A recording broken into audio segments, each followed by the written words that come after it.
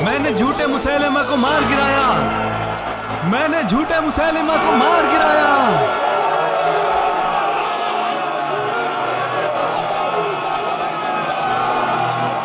मैंने झूठे मुसैलिमा को मार गिराया।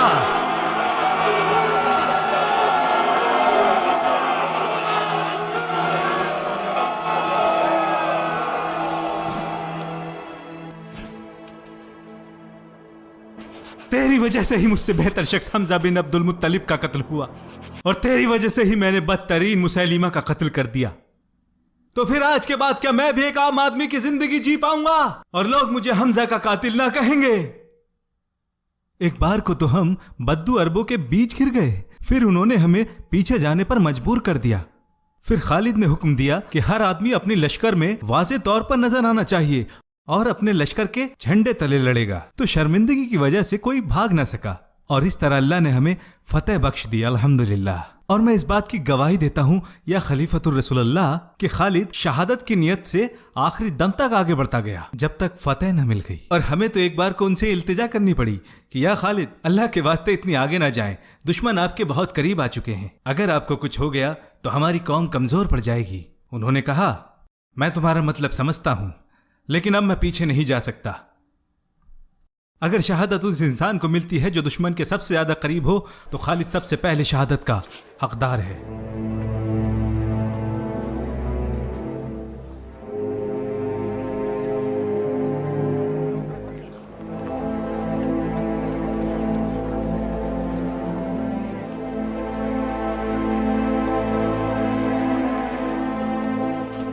आपके चचा ज़ैद इब्न अल-खत्ताब ने क्या किया? उनकी शहादत को अल्लाह ने कबूल कर लिया, अल्हम्दुलिल्लाह।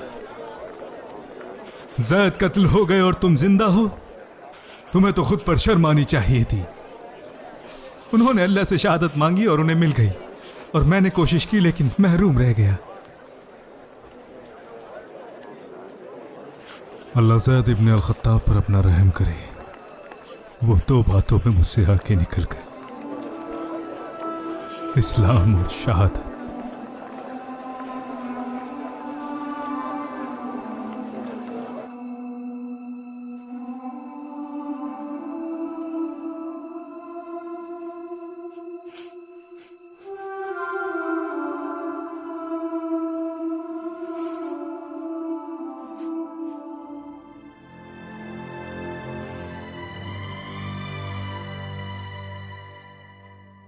उन्होंने बहुत से दुश्मनों का कत्ल किया और बहुत जाबाजी से लड़े।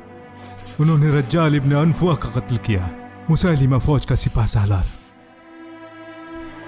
अल्लाह मुझे सब्र दे, मैं उन्हें कभी नहीं भूल पाऊंगा और आने वाली जिंदगी में रसूलुल्लाह सल्लल्लाहु अलैहि वसल्लम के साथ उनसे मुलाकात करूंगा इंशाअल्लाह। वल्लाही वो इंसानों में बहुत नरम दिल इंसान थे और बहुत ही खुश मिजाज भी। वो बचपन से ही खुद पर मुझको तरजीह दिया करते थे। मैं जितना सख्त था वो उतने ही रफीक थे।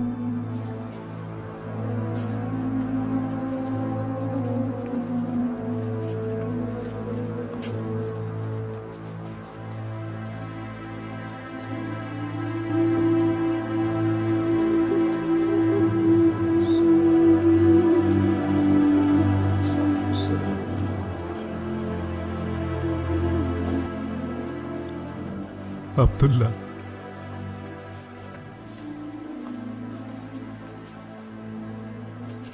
यमामा में शहीद हो गया।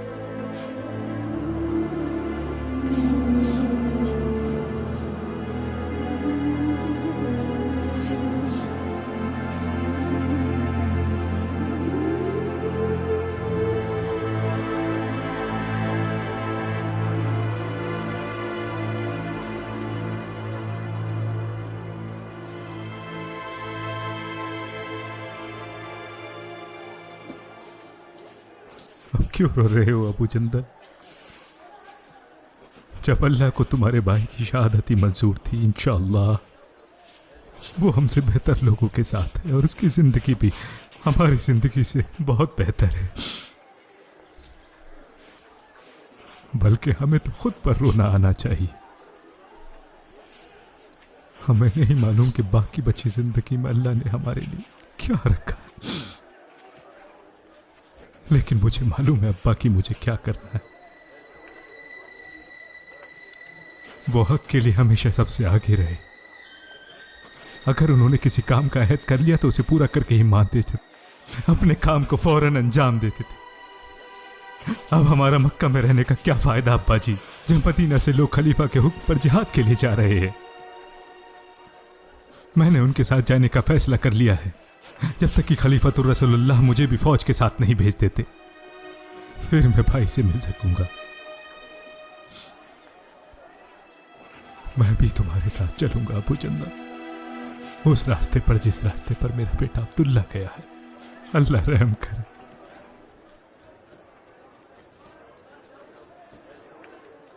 अल्लाह रहम करे।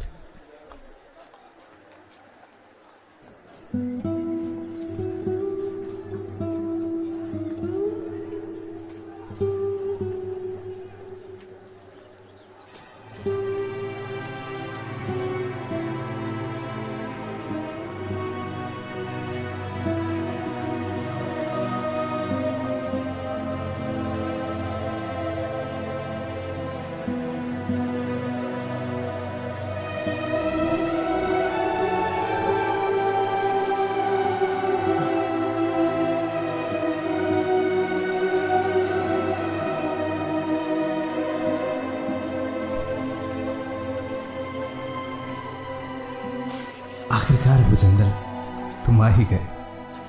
तुमने हमारे अब्बा की बेड़ियों को तोड़ ही दिया। सही कहा, आखिरकार मैं अब्बा की कैद से आजाद हो ही गया।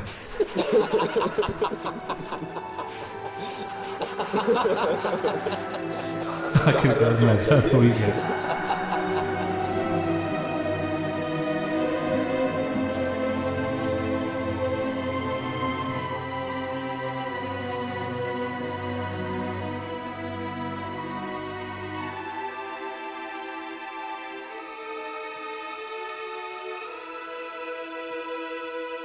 या अबा बकर, जो लोग बाहिफ्ज़ कुरान थे उनमें से ज़्यादा का कत्ल यमामा में हो गया है, और मुझे डर है कि आने वाली जंगों में यह सिलसिला बदस्तूर जारी रहेगा। मेरा ख्याल है कि आप कुरान को एक महफूज किताब की शक्ल में जमा करने का हुक्म करें, ताकि ये रकाओं, हड्डियों, दरख्तों के पत्तों और लोगों के सीनों तक ही महफूज न रहे। भला मैं वो काम कैसे कर सकता हूँ जो रसूलुल्लाह सल्लल्लाहु अलैहि वसल्लम ने नहीं किया? ये तो वल्लाही भलाई का काम है। बेशक अल्लाह ने इसकी हिफाजत का जिम्मा लिया है, लेकिन यह भी इसी का हिस्सा है कि अल्लाह इसकी हिफाजत के असबाब को यकीनी बनाए और इन कोशिशों में अपने बंदों की रहनुमाई फरमाए। जब यमामा से अपने साथियों की मौत की खबरें आईं तो मैंने इस बारे में बहुत सोचा और फिर मैंने ये बात आप लोगों के सामने रख दी। सही कहा, वल्लाही इसमें खैर है। आप आगे बढ़े अबा बकर, अच्छी राय है। ऐसा करने से हिफाजत आसान हो जाएगी। तो किसको इस काम का जिम्मा देना चाहिए? ज़ैद इब्न साबित, वही एक काबिल और भरोसेमंद जवान है। जब कुरान रसूलुल्लाह पर नाजिल होता था तो वही लिखा करते थे।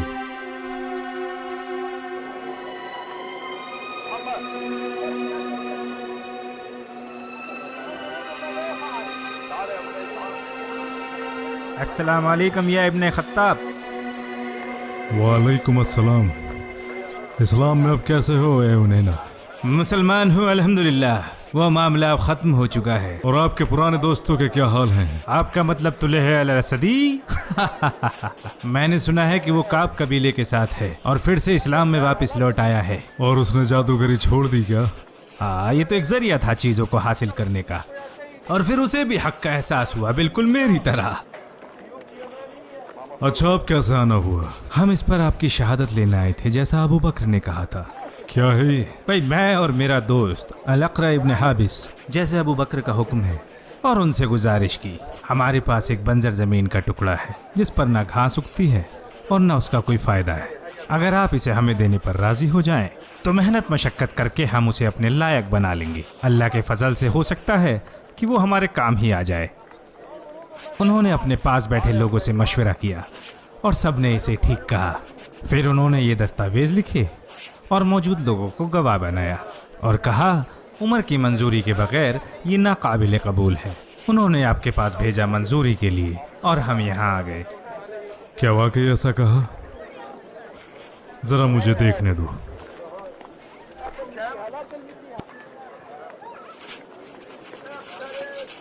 ये क्या क्या इब्न अल खत्ताब, क्या ये खलीफा का दस्तावेज नहीं है? उन्होंने ये नहीं कहा था कि मेरी शहादत के बगैर ये नामंजूर है? ओ वल्लाही मैं राजी नहीं हूँ, वापस जाओ। ऐसा तुमने क्या किया जिसके एवज में तुम्हें ये जमीन का टुकड़ा इनाम में दे दिया जाए जो सारे मुसलमानों की मिल्कियत है? ये रसूल अल्लाह ने हमें अता किया था जंग गनीमत से। रसूल अल्लाह तुम्हारा दिल जीतना चाहते थे, उस वक्त इस्लाम कमजोर था, मगर आज इस्लाम मजबूत हो चुका है अल्लाह के करम से। अब जाओ और अच्छे काम करो, लोगों के काम आओ, तभी तुम्हारा भला होगा। तुम लोग उनमें से हो जो जंग के वक्त सबसे पीछे रहते हैं और माल लेने के लिए सबसे आगे आते हैं। तुम वाकई बहुत सख्त हो। हम खलीफा के पास जाएंगे और खलीफा से तुम्हारी शिकायत करेंगे। आप खलीफा हैं या उमर? वो अगर चाहता और राजी होता तो वही होता।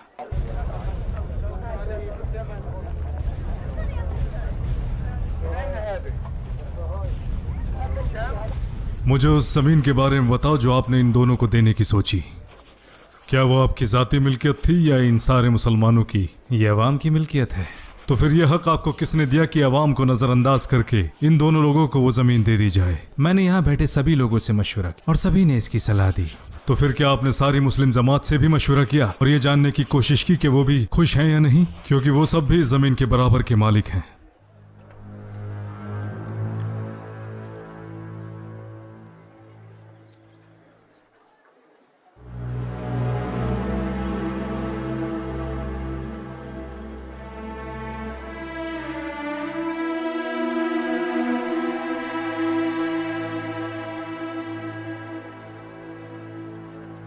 मैंने तो आपसे पहले ही कहा था कि आप ये जिम्मेदारी मुझसे बेहतर निभा सकते हैं, लेकिन आपने मना कर दिया और जबरदस्ती मुझ पर ये सारी जिम्मेदारियां डाल दी।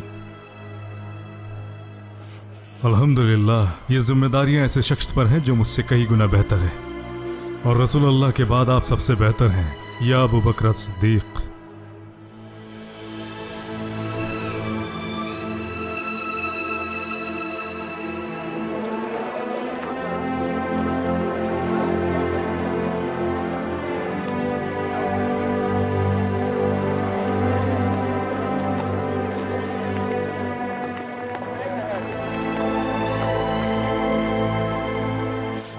ये दस्तावेज मुतन्ना इब्ने हारिता की जानिब से है, जिसकी बहादुरी के किस्से हम सबको मालूम हैं और जिसने अला इब्ने अल हद्रमी के साथ मिलकर बहरीन के मुर्तदीन के खिलाफ जंग की थी। ये वहीं से आया है और जब मुर्तदीन के खिलाफ जंग खत्म हो गई, वो फारस के लोगों की तरफ बढ़े जिन्होंने मुर्तदीन की मदद की थी। उन्होंने उसके साथ जंग की और उनके इलाकों में अंदर तक दाखिल हो गए, जब तक कि वो दो दरिया तक नहीं पहुंच गए, दिजला और फुरात। उन्होंने इराक की सरहद पर भी अपना झंडा गाड़ा ताकि फारस के लोग और उनके साथी हम पर हमला न कर दें, और इराक के अरबी भी। ये सब उन्होंने खुद की मर्जी से किया और दस्तावेज में लिखते हैं कि अगर उन्हें उनके लोगों और फारस से सटे इलाकों का अमीर बनाया जाए तो वो उनकी देखभाल करेंगे। क्या सोचते हैं आप लोग? जहां तक हमें मालूम है वो एक बहुत बेहतर इंसान है और परहेजगार भी। वो कोई मामूली इंसान नहीं है और ना ही किसी अनजान नसब से। मुझे नहीं लगता कि किसी दुनियावी फायदे के लिए वो आपसे ये ओहदा मांग रहे हैं, क्योंकि वो तो खुद अपने कबीले के सरदार हैं, बल्कि खलीफा के हुक्म से वो अपने दायरे को और बढ़ाना चाहते हैं ताकि वो इन शराइत के जरिए और लोगों को अपने साथ शामिल कर सकें और हमारे दुश्मनों के खिलाफ आपसे मदद मिल सके। और फारसी उन्हें इराक की सरहद पर वो सब नहीं करने देंगे जो वो करना चाहते हैं। और जहां तक हमने सुना है, अंदरून मुल्क आपस में उनमें जंग छिड़ी हुई है। अगर अल मुतन्ना का खतरा बढ़ गया और उन्हें अपना इलाका अल हीरा छीनने का डर पैदा हो गया तो वो उनके खिलाफ एक बड़ी फौज भेज देंगे जिसका कोई मुकाबला नहीं है। अगर हमें फारसियों से जंग जीतनी है तो हम छोटी टुकड़ियों में ना लड़कर एक बड़े लश्कर की तैयारी करनी पड़ेगी जो उन्हीं की सरजमीन पर उनको हराने की कुव्वत रखता हो, और वो जमीन जो उनके कब्जे में है हाँ खलीफतुर रसूलुल्लाह, यही सही मशवरा है और सही वक्त भी। अब जजीरा अरब पर इस्लाम की हुक्मरानी है। अब हमारे सिपाहियों को जंग का वो तजुर्बा हासिल हुआ है जो इस्लाम से पहले अरबों को हासिल न था। अगर अरब फारसियों से उनके ही मुल्क में जाकर जंग करते हैं तो इससे न सिर्फ उनका इरादा मजबूत होगा बल्कि अल्लाह के फजल से वो एक मजबूत बुनियाद भी रख देंगे और इस तरह वो अपनी आपसी और पुरानी रंजिशों को भी भूल जाएंगे। अगर अभी हमें आगे बढ़ना है तो यही सही वक्त है। जब आप तक मेरा ये पैगाम पहुंचे तो इराक की तरफ बढ़ चलो और जुनूब मगरिब की तरफ से दाखिल हो जाओ। उबला से शुरू करो, लोगों के दिलों को जीतने की कोशिश करो और उन्हें अल्लाह की दावत दो। अगर वो कबूल करते हैं तो ठीक है, वरना उनसे जजिया हासिल करो, और अगर वो इनकार करते हैं तो उनके साथ जंग करो। वहाँ के किसानों के साथ अच्छे से पेश आना, उनको उन्हीं के इलाकों में रहने देना और उन पर कोई महसूल न लगाना। किसी को भी अपने साथ शामिल करने के लिए ज़बरदस्ती न करना। मैंने अल-मुतन्ना इब्न हारिथा को भी आपके साथ शामिल होने का हुक्म दिया है, लेकिन जब तक आप उनके साथ हैं आप ही से पैसालार रहेंगे। मदद के तौर पर मैं आपके लिए अल-काका इब्न अम्र अल-तमीमी को भेज रहा हूँ। वो अकेले ही 1000 इंसान के बराबर है। जिस लश्कर में अल-काका हो वो कभी शिकस्त नहीं खाता।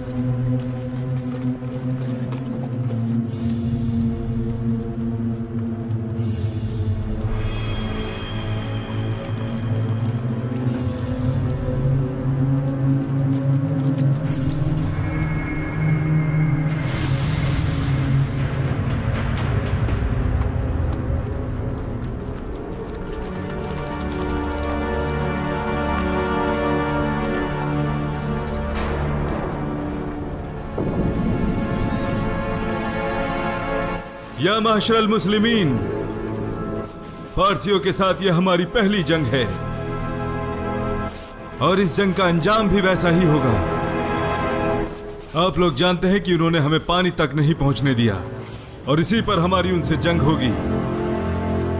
मेरा यकीन है कि पानी की जंग वही जीतेगा जो सबसे ज्यादा रिजाल और सब्र दिखाएगा।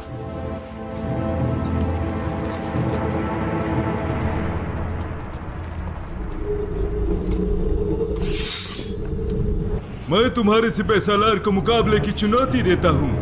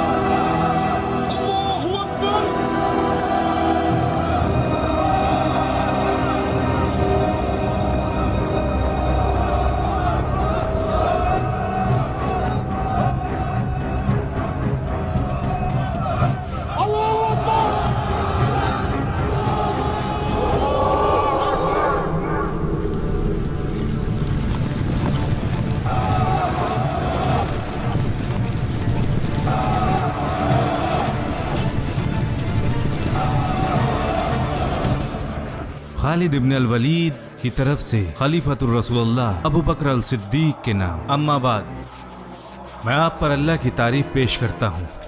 हमारा सामना दुश्मनों से कादिमा में हुआ और अल्लाह के फजल से हमें बड़ी फतह हासिल हुई। हमने बड़ी तादाद में उनके सिपाहियों का कत्ल किया।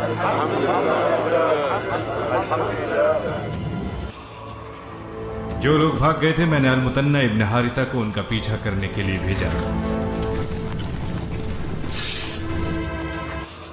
फारिस के बादशाह ने अपने लश्कर की मदद के लिए एक बड़ी फौज भेजी, जिसकी क़यादत एक बड़ा सिपह सालार कर रहा था। मैं जल्द से जल्द अल-मुतन्ना की मदद के लिए अल-मदर के मुकाम पर पहुंचा और फारसियों के लश्कर का सामना होने से पहले ही उनके साथ शामिल हो गया, जिन्हें हमारे आने का बिल्कुल भी गुमान न था।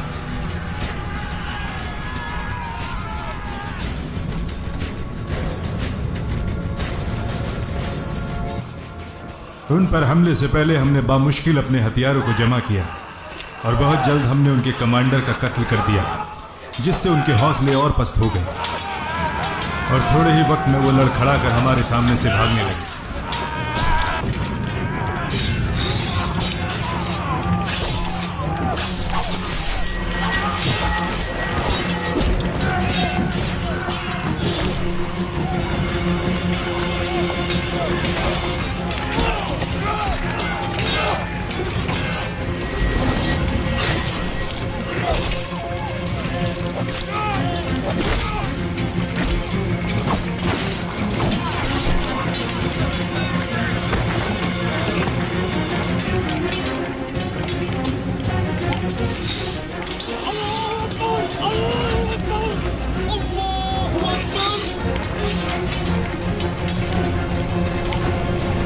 अल-मदार के फौरन बाद हमारा सामना अल-वलजा में एक और लश्कर के साथ हुआ, जो अपने साथ एक और कबाइल बकर इब्न वैल को लेकर आए थे, जिनके बारे में उनका ये गुमान था कि वो हमसे बेहतर लड़ाके हैं।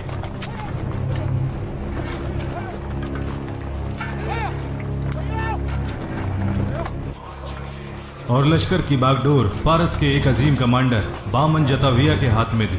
फिर मैंने अपने लश्करों को 3 टुकड़ों में बंट जाने की हिदायत दी और 2 लश्करों को उनकी नजरों से गाफिल होने को कहा। जब जंग अपने अंजाम पर पहुंचने लगे, तब वो दोनों तरफ से आकर दुश्मनों पर 2 तरफा हमला करें और इस तरह अल्लाह के फजल से हमें उन पर जबरदस्त फतेह हासिल हुई।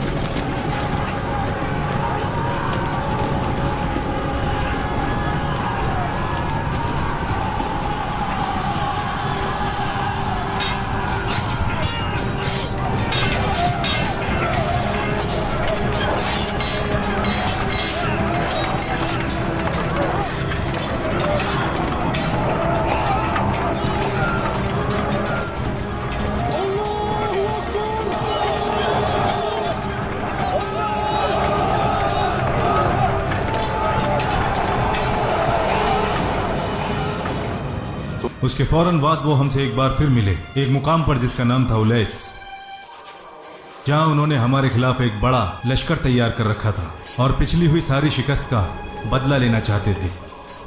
जब हमारा लश्कर उनके लश्कर के करीब पहुंचा तो वो अपने रोजमर्रा के कामों में मशगूल थे। हमने उनको वहां से खदेड़ दिया। उनको लगा था कि पहले हम आराम तलब करेंगे और उसके बाद जंग की तैयारी करेंगे, मगर हम पहले ही जंग की तैयारी के साथ आए थे। हमने उन्हें चारों तरफ से घेर कर हमला किया और अल्लाह ने हमें फतेह से नवाजा।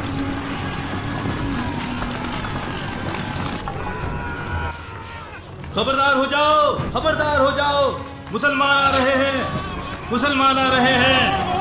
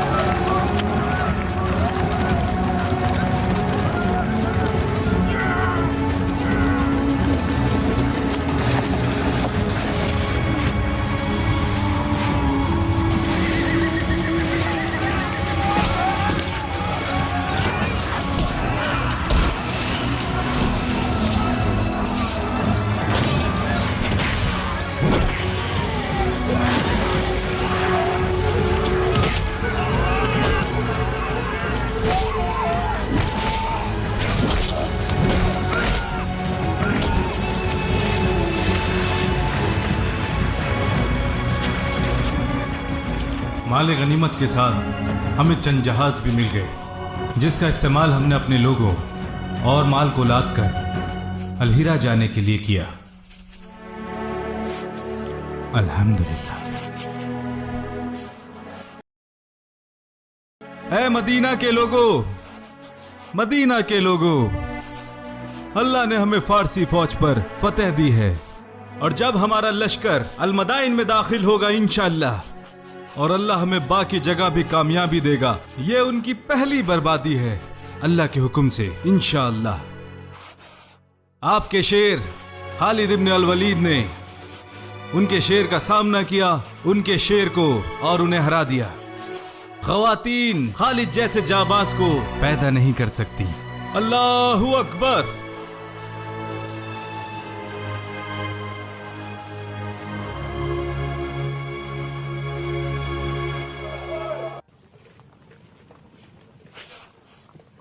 और अब जहाज पर चढ़ने वाले जहाज पर चढ़ जाएं, जैसा हमने हिदायत दी है, और बाकी लोग दरिया के साथ साथ किनारे पर चलेंगे। अलहीरा के महलात देखने तक हम नहीं रुकेंगे।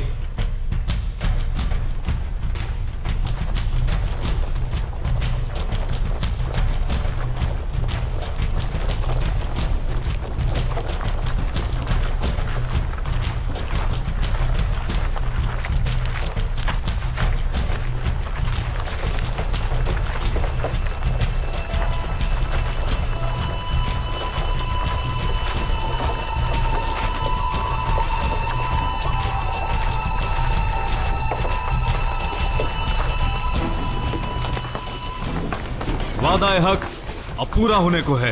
वो वक्त अब दूर नहीं जब आप खवरनक और अलहीरा के महल देखेंगे।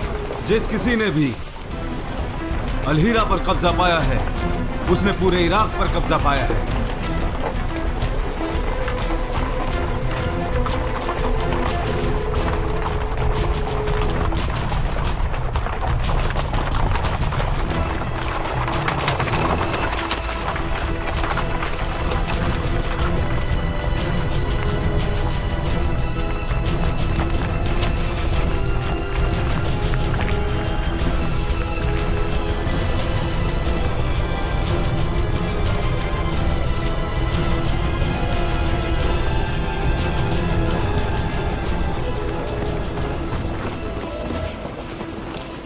आखिरकार अलहीरा। ऐ मेरे अल्लाह, अपना और अपने रसूल से किया गया वादा पूरा करना। वल्लाही जब आपने पहली बार अल्लाह का दीन लोगों पर जाहिर किया, तभी मैंने आपको बिशारत देते सुना था और लोगों को दीन की दावत दे रहे थे। कुछ आप पर ईमान लाए, कुछ ने आपको झुठलाया और कुछ लोगों ने आपका मजाक बनाया। तो वल्लाही ये तो मैंने कभी भी नहीं सोचा था कि सबसे पहले मैं ही आपकी बिशारत को पूरा होते हुए देखूंगा, और अल्लाह ने इसकी कामयाबी के लिए मुझे ही चुना। ऐ अल्लाह, मेरे गुनाहों को माफ कर और जो कुछ भी मैंने अपनी गुजरी जिंदगी में किया। आप कहाँ जा रहे हैं अबू बकर? बाहर बहुत ठंड है उमर, और ये कुछ कंबल हैं जिन्हें मैं मदीना की गरीब बेवाओं में तकसीम करने जा रहा हूँ। क्या मैं भी आपके साथ आ सकता हूँ, ताकि मुझे भी थोड़ा सवाब हासिल हो जाए इंशाअल्लाह? या अबू बकर, मैं देख रहा हूँ कि जो भी माल अल्लाह ने हमें बख्शा है, आप उसे लोगों में बराबर तकसीम करते जा रहे हैं। जिन लोगों ने पहले हिजरत की और इस्लाम में दाखिल हुए और किबला की तरफ मुंह करके नमाज पढ़ी, और जो लोग फतह के बाद इस्लाम में दाखिल हुए, तो इन दोनों को आप किस नज़रिए से देखते हैं? क्या उन लोगों को तरजीह नहीं मिलनी चाहिए? जहाँ तक बाद वाले लोगों की बात है तो ये सब उन्होंने अल्लाह के लिए किया और अल्लाह ही उन्हें इसका अजर देने वाला है।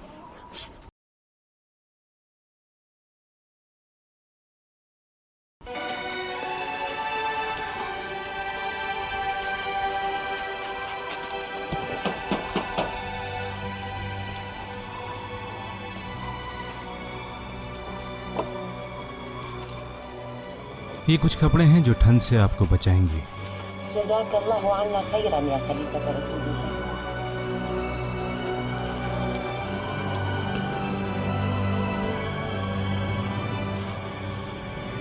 आज मैंने आपको एक बड़े अहम मसले पर मशवरा करने के लिए बुलाया है। हम अल्लाह के एहसानातों का शुमार नहीं कर सकते। अल्लाह ने हमें अल-हिरा और इराक के इलाकों की फतेह से नवाज दिया है, और मेरा इरादा है कि मैं आपको शाम में रोमियों के खिलाफ रवाना कर दूं। मैं चाहता हूं आप लोग इस मामले पर अपनी राय दें। तमाम तारीफ़ें अल्लाह ही के लिए हैं जो अपनी मखलूक में जिसको चाहता है खैर अता करता है। वल्लाही जब भी हम किसी खैर का इरादा करते हैं तो उनमें आप सबसे आगे होते हैं। ये अल्लाह का ही फजल है, वो जिसे चाहता है उसे नवाजता है। वल्लाही इस मसले पर मैं आपसे पहले ही बात करना चाहता था। ये अल्लाह ही की मर्जी थी कि मैं कह ना पाया, और आपने इसका जिक्र पहले कर दिया है। आप ठीक कहते हैं, अल्लाह आपको हर सही फैसले की हिदायत दे।